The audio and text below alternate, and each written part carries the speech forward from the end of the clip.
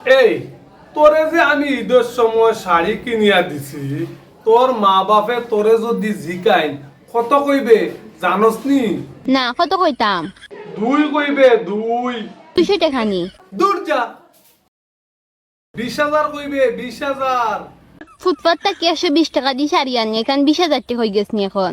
ফুটপাত থেকে শাড়ি কিনছি, তুই আর আমি ছাড়া কেউ দেখছেন? না তুই যদি বাড়াইয়া না কস, তোর মা বাপে ঈদের সময় আমার লাগি লঙ্গি পাঞ্জাবি কম দাম দি কিনিয়া ফাটাই দিবা। কত কইবে জানস নি? না কত কইতাম? ও 3 কইবে 3। 300 টাকা নি। ইচ্ছা করে চুলমুড়ি ধরিয়া তোরে আমি গড়তাকে বা করে দিতাম। এই তোরে 300 কইছিনি, 30,000 কইবে, মনো থাকবো নি? হয় আমি আই বাজারটা কিয়া ঘুরিয়া, তুই বালা থাক।